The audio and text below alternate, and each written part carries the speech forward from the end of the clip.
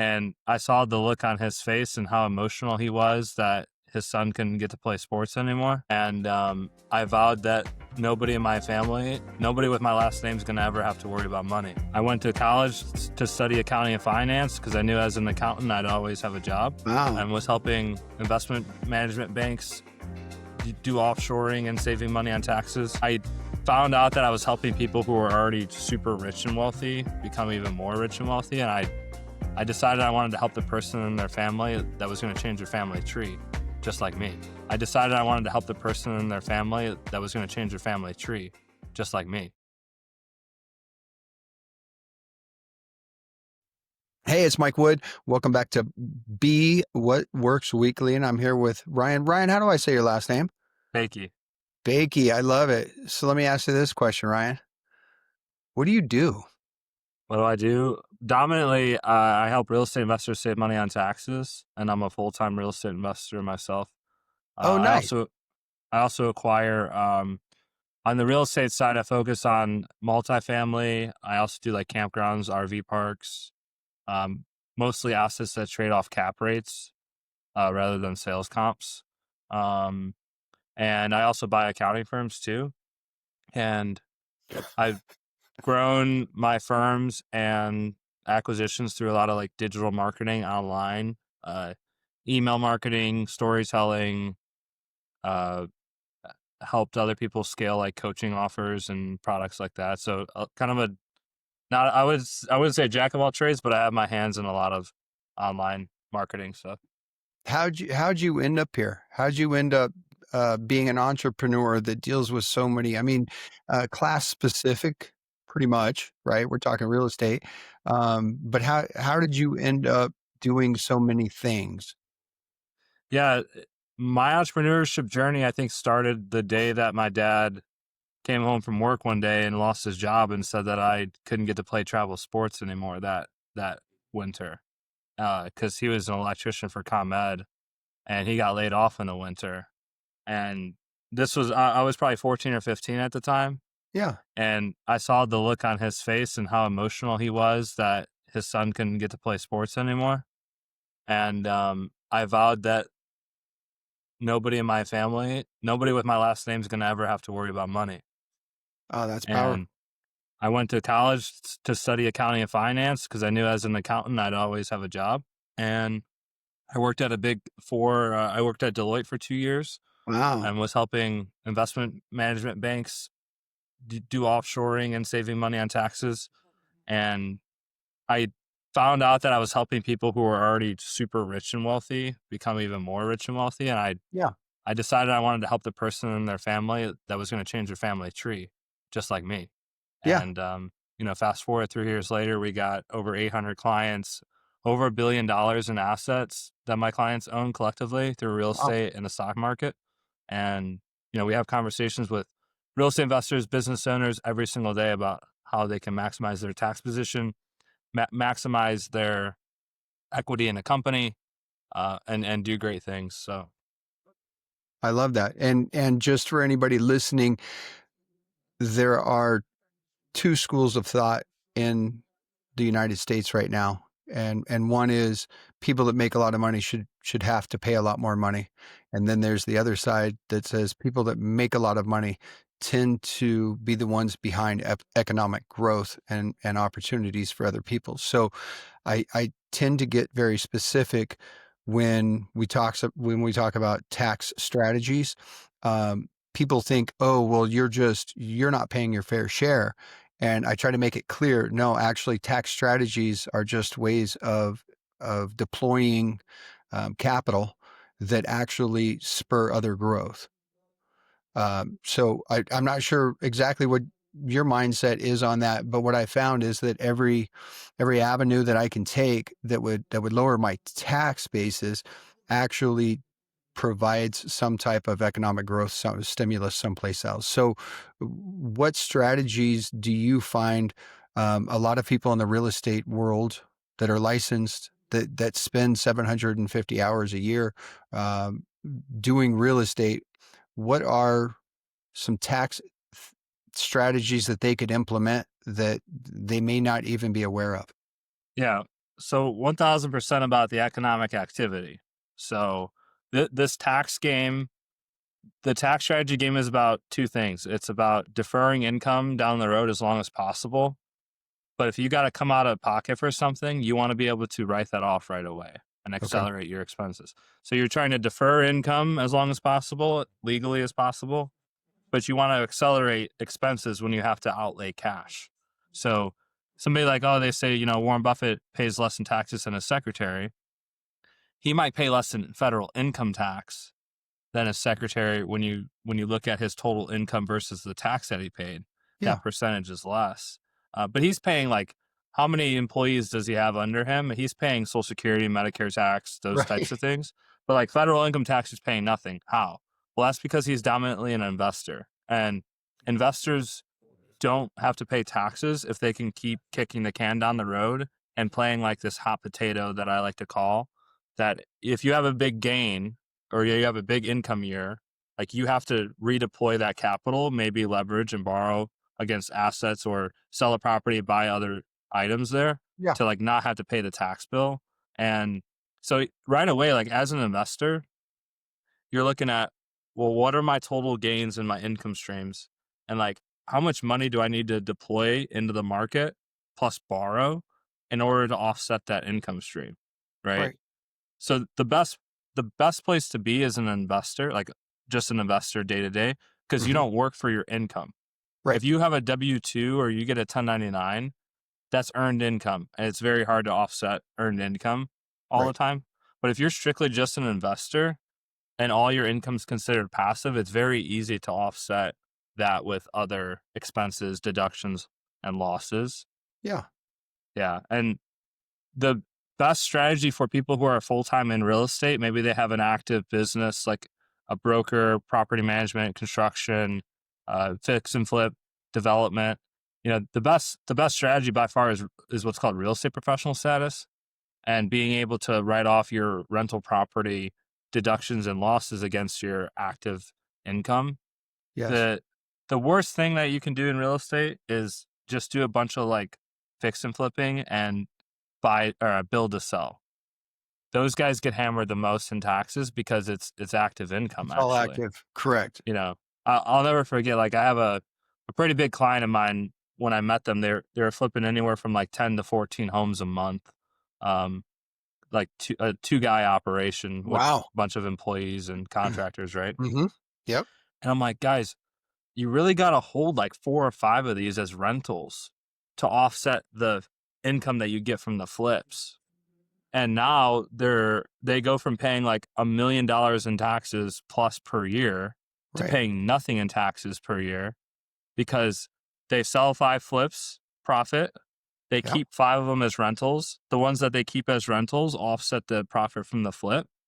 And now they're actually building long-term wealth too, because they're Right. owning these properties and they're taking advantage of the appreciation, the tax benefits, the equity paid on that they get, versus just like selling it right away, um, or like building it and then selling it right away.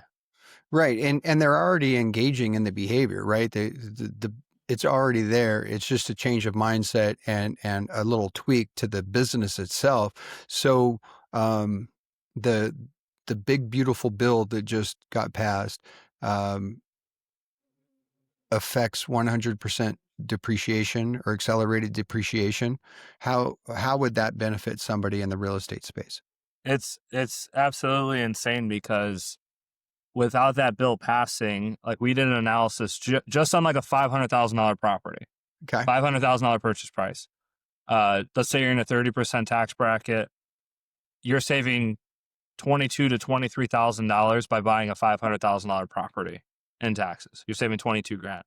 With a 100% bonus, that same person that was saving only 22,000 before is saving $48,000 in taxes now.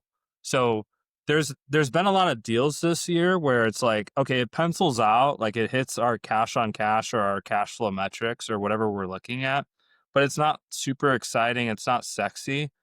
When you add on the fact that now they're saving 2.5 times in tax savings, like some investors are saving more in taxes in the first year than they'll make in 2 years worth of cash flow from a property, Yeah. right? And so Can you I carry forward those?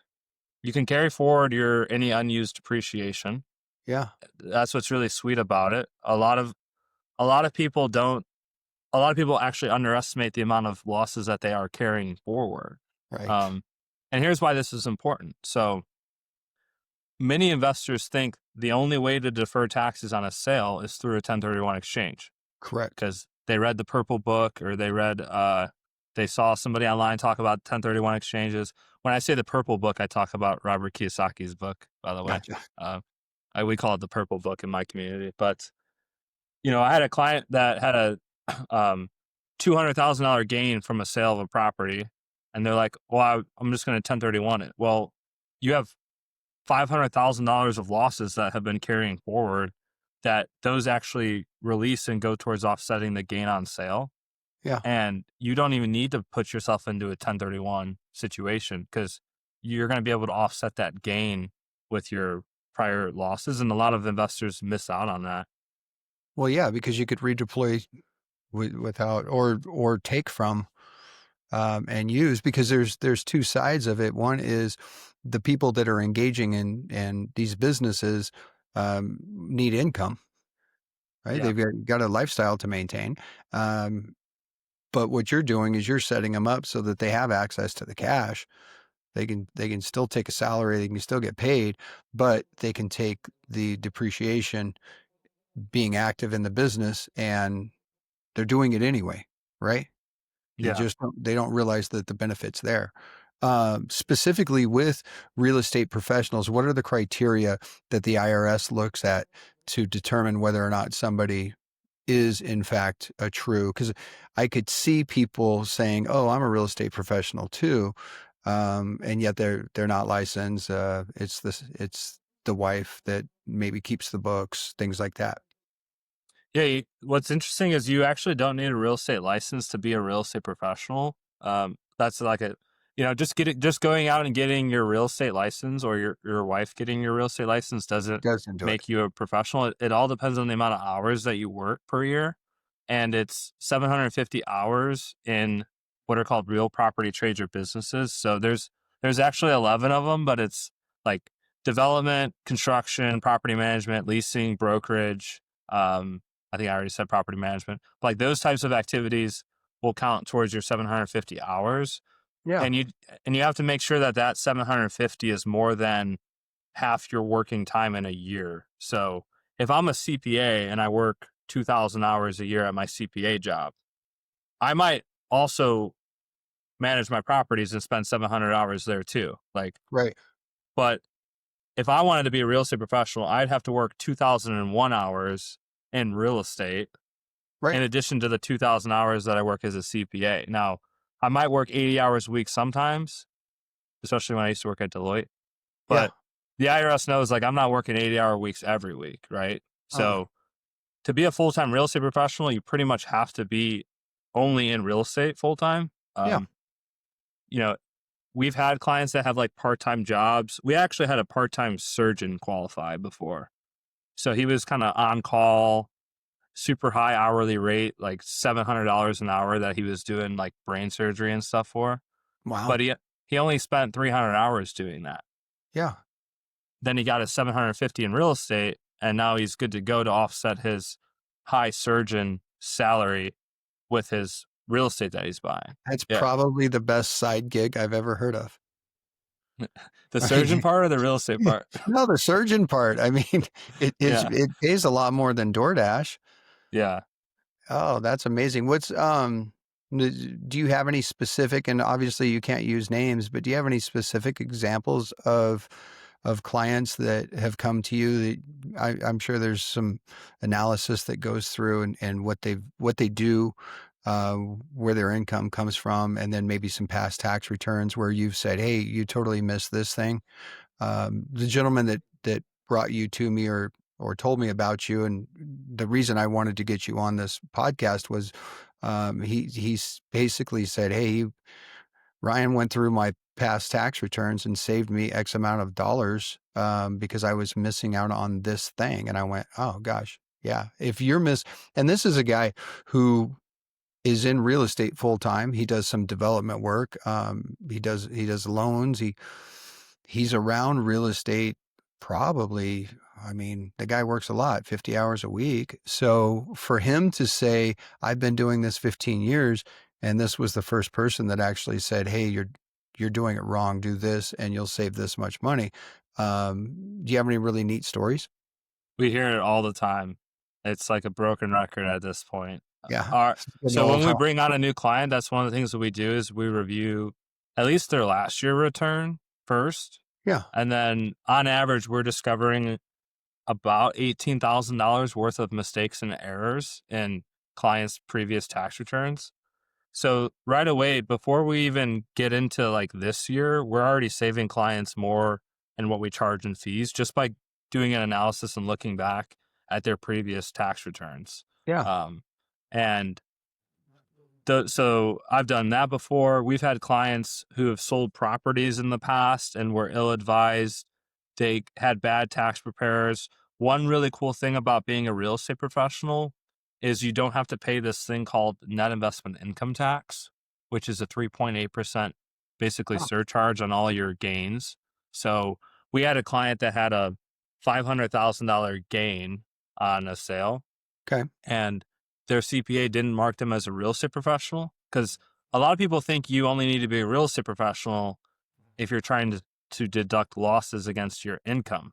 Right. Um, you also want to be a real estate professional in the year that you have a big sale, because then you don't have to pay this 3.8% gain tax, which on a $500,000 gain, they're paying 18,000 bucks in this Right. additional tax. We identified that right away, and we were able to amend their return and get them an $18,000 refund. Wow. Yeah. Right there. And then set them up for future success. So they don't miss anything going forward. We have anywhere from CEO clients, tech workers who have spouses that are real estate professionals.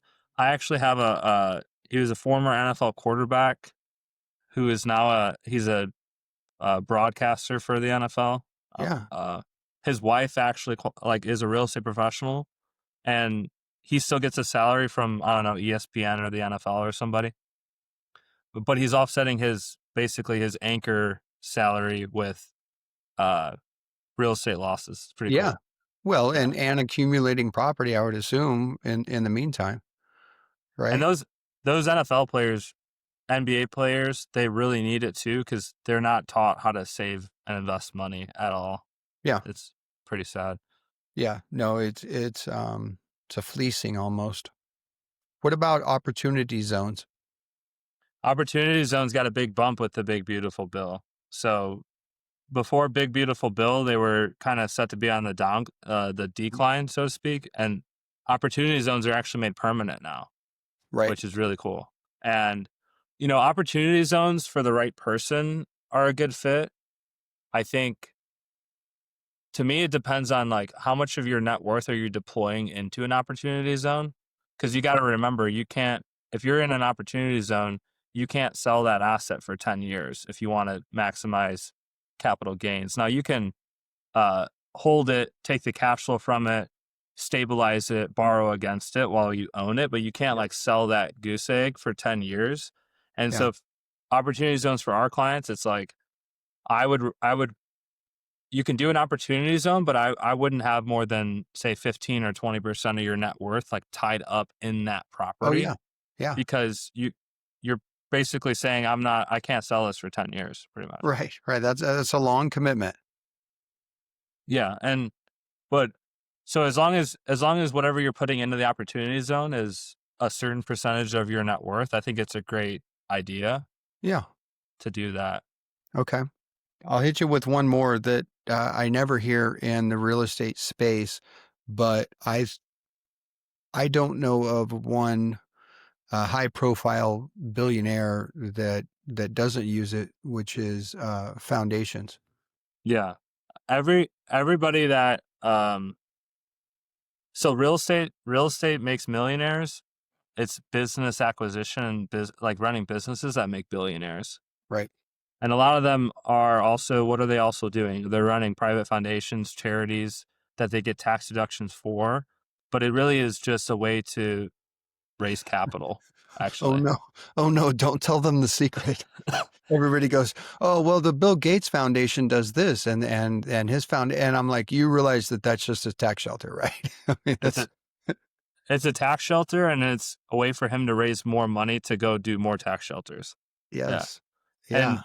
the cool thing about uh, business ownership and also owning real estate is if you can structure your business in a way that it's considered passive by the IRS definitions, you actually can use your rental losses to offset your business without having to be a real estate professional. Hmm. Okay. So you might be like, how does that work? Well, so I'm a CPA and I run my own CPA firms, Yep. but I also invest in other CPA firms too as a capital partner. So I'll give somebody $250,000 or $100,000 as a passive partner. Mhm. That income is passive to me, which means if I have losses from real estate, I can offset that income distribution with the losses from real estate without Without having to be a real estate professional because I'm right. not. I'm not going to qualify. So we have a ton of clients that are like exiting businesses, but they're most of the time they're in an earnout or it's like seller financing or they get paid out over time. Like being able to shift that over and say, okay, you're a passive operator, like you're a passive partner. Well, now you're able to offset that income stream with your real estate losses. Super Yeah. powerful. No, that's Yeah. perfect. And real estate should be part of a diversified portfolio anyway. So and if you can actively be purchasing properties, even if it's one every couple of years, 10, 15, 20 years down the road, you look back and you've got a nice portfolio. Um, what's an income amount, a low threshold of income for somebody in the real estate community where it's easily verifiable that they spend 750 hours, and let's say it is their job. So let's just take real estate agents. What's an income level that above which they should probably talk to somebody like you? Net, I would say 200,000 bucks. Okay. That's So that, obviously different than gross, right? yeah, I use at that level, I'm assuming gross is between 350 and 400. Yeah. And because that person that's netting 200,000 as a realtor or real estate agent, if Realtor is a, realtor, got it. Um, they're going to have a pretty decent sized tax bill, especially if they're single, yeah, and that they can cut that in half or even further, like with just one property per year. So, like a person making 200 grand net goes and buys a $500,000 property, they're going to put $100,000 of that $200,000 that they made yep.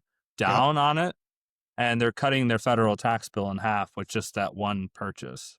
Right. You're gonna the way I think of it, and the way I really got into it was years ago.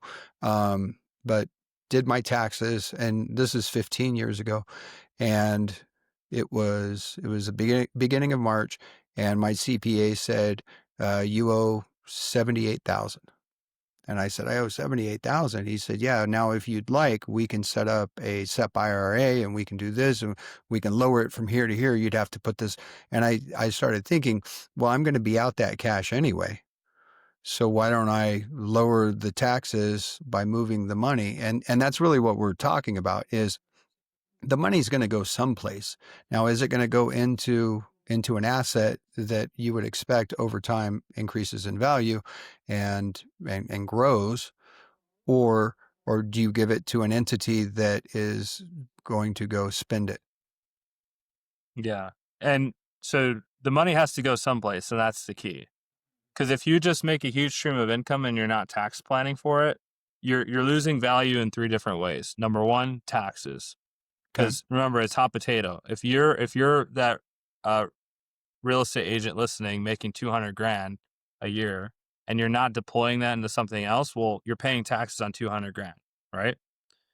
But so now you're left, let's say you paid probably 40 grand, 50 grand in taxes.